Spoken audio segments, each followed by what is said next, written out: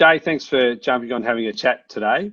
Obviously, the Four Corners episode that was aired on Monday raised a lot of issues with workers' comp in Australia, but realistically was quite political in its focus and very sided on the plight of the injured worker. They really seem to look at the structure, largely the structure around iCare in New South Wales and the way it was built, without any real focus on the way claims are being managed or any of those actual performance issues. And I was a little bit surprised by that there was no looking for a solution or no looking for an outcome. That kind of concerned me. Yep, and I think, Jay, you go back and look at, they focused a bit there on the actual model. You put all those things into the website as you have a claim, and it'll work out, well, it's a sprained ankle, and therefore you only need 6 physio sessions and you should be back at work in 2 weeks. Once again, neglecting that human element where, you and I have seen people with simple sprains and strains who are off work for 2 years. So I think if we, if it relies on an algorithm, we're going to be in trouble, because an algorithm will not pick up on a person's personality or their motivators, or the other issues that might be driving. There might be an injury, but if the employer hasn't treated that person well at the time of the injury, then that's going to be another motivator for that person not to return to work. And these are the factors that an algorithm cannot pick up. And how do we write an algorithm for the opinion we have of a particular employer? And that might be, and we know that the greatest employers, the employers that are really good at this stuff, the caring, responsible, appropriate employer, is always going to get a better outcome than the employer that doesn't care, right? And how do you rate that in an algorithm? And that's probably what they missed in the thing. They've taken it to a computer model and they've taken the people out of it. And it's the people that need to make these judgments. And we know that sometimes human beings are flawed, and their prejudices and opinions of different things can impact on the outcome. But sometimes that's really useful, and that's why we've got the ability for independent thought.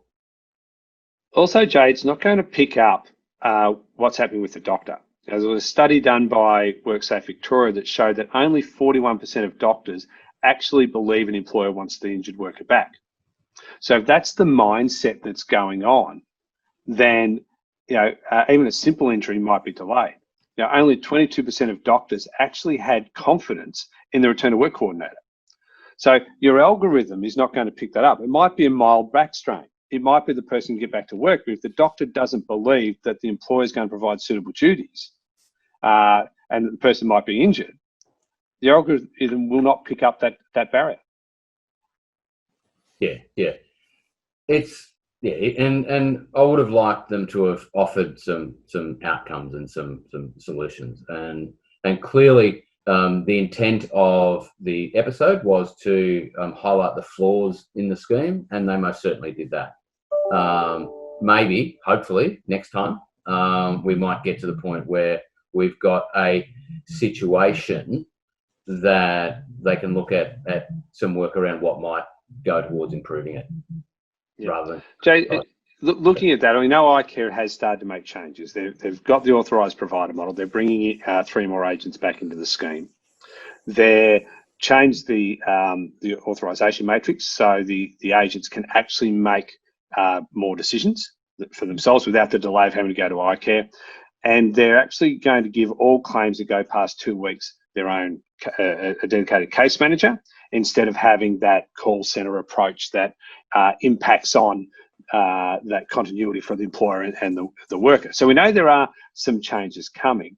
I guess the question will be, are they going to be enough if the model that underpins it is not actually the right model? Yeah, and I think that's one of the things that the episode could have worked on. We know that there are as you say, there are changes to the scheme in New South Wales.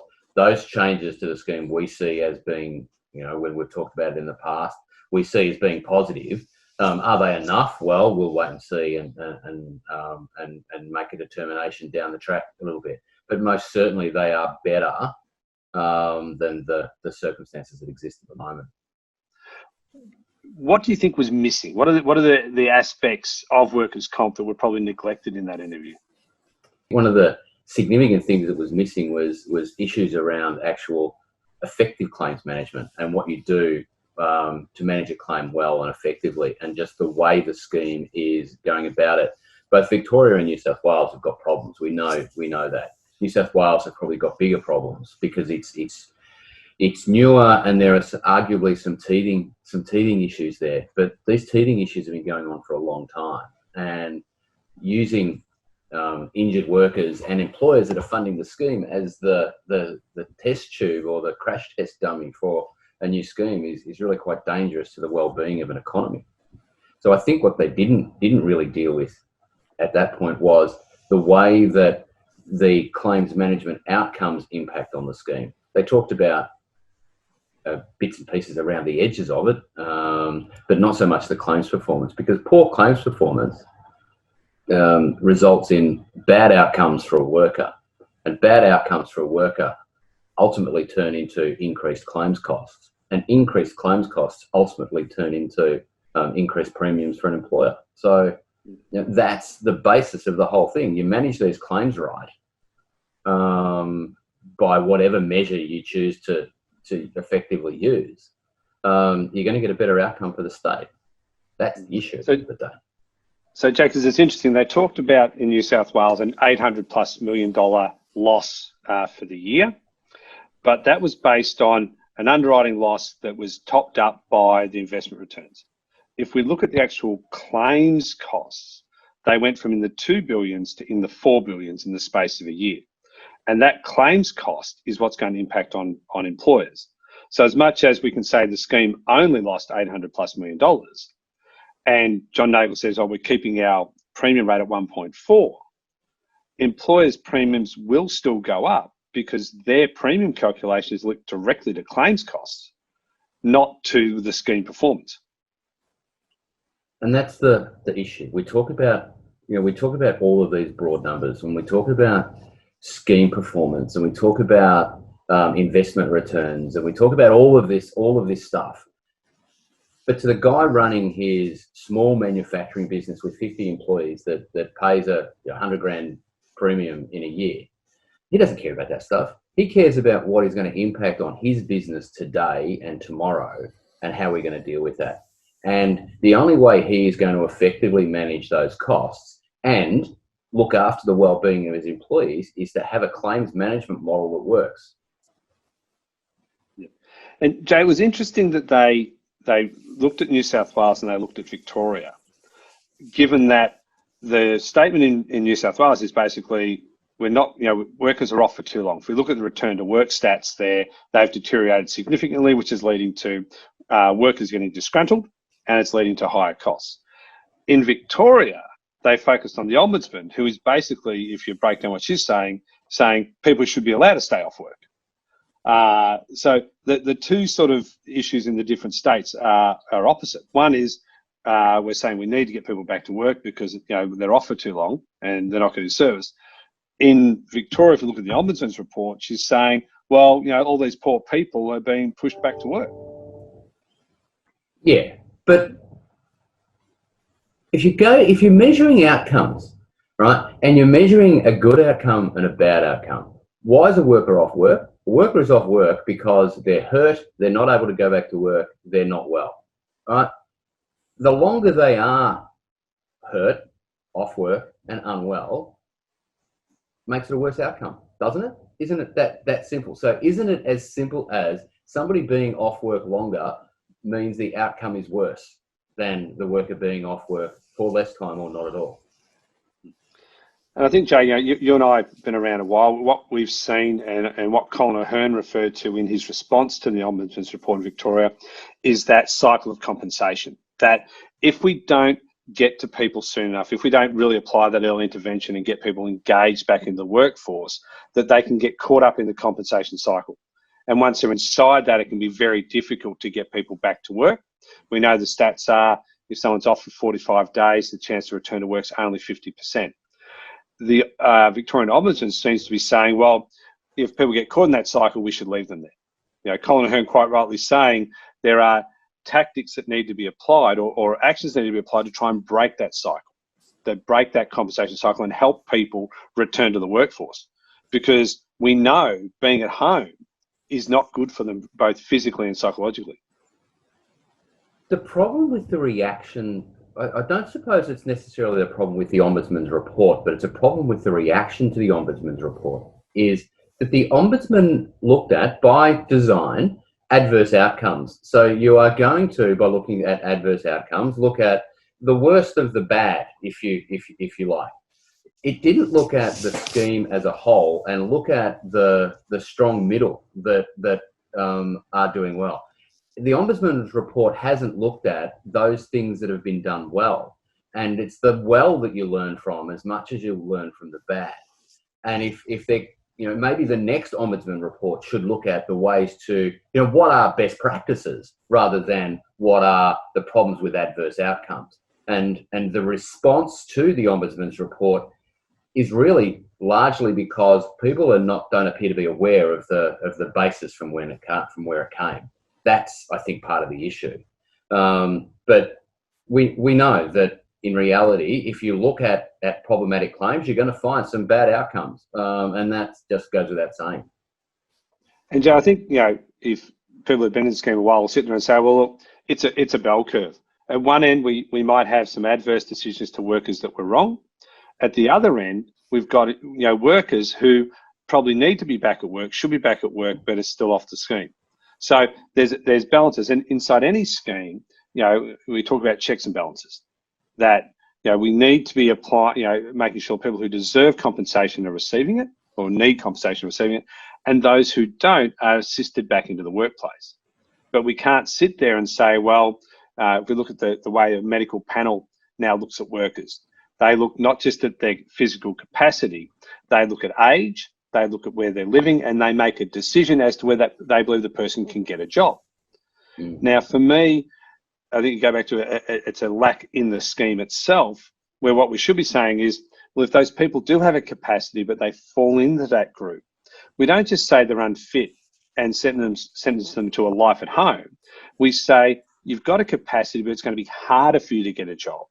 So the scheme needs to have a program in place that assists these people with getting a job when it is harder. You know, we don't throw them to the wolves, we don't cut them off, but we put something proactive in place to try and assist them. That's an employment issue. It's not a compensation issue. If the job market is such that it's going to be more difficult for somebody to get a job, then that's a federal government's unemployment issue. And you know, with one of the issues that we have so often is that we've got all these baskets of welfare that people are rightfully and thankfully in this country entitled to, but it's which basket do they go in and where does the funding come from? Because a person who is unemployed should be, as we design in this country, at the cost of the federal government and the federal government taxpayer, because that's the way we've designed it. It shouldn't be at the cost of the employer who employed them in the first place. If the inability for that person to get a job is because of their injury, most definitely it's on the employer. But in this instance, we're talking about labour market, and the labour market is not the fault of the employer. So, Jay, what we're seeing, you know, in both Victoria and New South Wales is that, you know, whether it's WorkSafe or iCare, directing to their agents what they can and can't do. So stepping away from just purely applying the legislation to, you now need to take all these other factors into consideration. The same things that people who are in self-insurance don't have to do. How does that affect the running of a scheme? From my point of view, the issues that we have is when you've got one scheme director driving the process, like you've got in South Australia, Queensland, Victoria, New South Wales, you end up getting one mindset. And when they're government directed, it can come from a little bit It can tend to get a political bent, and if it doesn't, it's seen that way by probably half of the population. But what I find is that competition, we know competition changes the way people perform. And we often talk about competition being one of those things that takes us, we often find situations where competition drives cost and it drives improvement in cost, but competition drives improvement in performance as well. If we've got a circumstance where if we've got 5 insurers in the scheme, for example, all managing to the one piece of legislation, and the legislation should be set by the government. But if we've got 5 insurers managing that scheme at their own to their own devices, and 4 of them are doing it well and 1 is not, then the 1 is going to do a couple of things. They're going to certainly copy what's being done by those that are good, and that will improve overall performance. And equally, we've seen in the past, even within state schemes, in Victoria, for example, where it was less controlled by the state, by the ruling authority. When different agents would do things in their own way, we know that one would be leading and the others would chase. The others would try and improve their performance to match the performance of that leading employer. So competition of itself, we all talk about it as being nasty and a commercial economic beast, but it's actually something that improves performance as well. Also, Jay, if we look at the privatised schemes, if an insurer there trials something different and it doesn't work, they wear the expense. So if we look at what's happened in Victoria at the moment and in New South Wales, they're doing things differently. Those differences are driving up claims costs. The driving up of claims costs is increasing employers' premiums. If we're in a state where there are multiple insurers, not agents, insurers, and one of them was doing a model that drove up costs, their clients would actually leave and be able to go to somewhere where the model wasn't driving up costs, which we don't have that ability when we're in the funded scheme. Well, yeah, no, you don't when it's a funded scheme that is directed as strongly as the Victorian, particularly the Victorian scheme is, where yes, you've got different insurers or agents or whatever we want to call them at different times, but they are operating under the absolute and tight direction of the authority, and that creates problems. And it's funny, we're in a country with whatever it is at the moment, 26 million people, and you look at the 3 eastern seaboard states, they're all structured so differently, and it's a very strange scenario where we've got those 3 most populous states in the country operating schemes that are operated so differently in such different ways, and none of them seem to have it right yet. Interestingly, though, Queensland seems to have less worries and less concerns than the other states. So maybe they're doing something a bit right. Interesting, Jay. There was an article by Alex Colley back in 2013 that actually stated that we weren't actually doing anything to change our return to work. Our results had remained the same for 15 years, and as an industry, we weren't innovating. So I can't fault schemes for attempting to innovate. My problem is what we're seeing in New South Wales at the moment, is when what someone tries fails, why should the employers have to wear the cost? And there's been no talk from either iCare or WorkSafe in the last couple of years, with the significant increase in the claims costs that they're paying out, that they'll freeze premiums. In fact, the response is, well, it's an employer-funded scheme. So if claims go badly, then the employers have to fund that. And I'd understand that if the claims were going badly because employers weren't trying to get people back to work, because employers weren't trying to engage their workers. But when the scheme itself is what is driving those costs, why should employers have to pay? Yeah, I absolutely agree. Absolutely agree. And we know, and to put that in different words, you're right. It's the employer's not doing the wrong thing, but I'm just going to play with this, and I suppose it's a little bit of government everywhere in the world. We can do things because we don't actually have our own money anyway.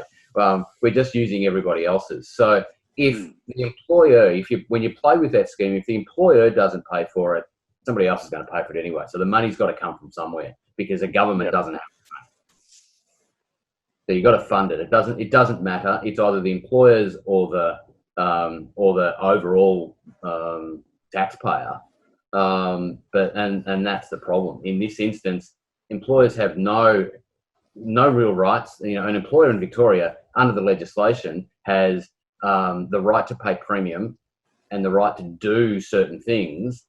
It actually doesn't have any right to push back against the scheme. That's the dilemma. And if they feel hard done by, there is no right in the legislation for them to actually take action. And that's the difficulty. They've got the right to fund it. That's all. Yeah. And Jay, that leads to a common misnomer where a lot of employers believe that they're paying their agent here in Victoria or in New South Wales to manage the claims for them. In reality, the scheme, so whether it's WorkSafe or iCare, is actually paying the agents to manage the claims for WorkSafe and iCare. Yeah. And that's, when employers leave the management up to their agent, that can be the risk because they're managing based on the objectives of the scheme, not the objectives of the employer. Yeah. If you look at an agent, you look at any of the agents, in Victoria you've got the 5, in New South Wales today you've got 1. But the agent's customer in Victoria is WorkSafe. It's not you, the employer. And that is where their first direction and their instruction and their focus, rightly, the way the scheme works, needs to be.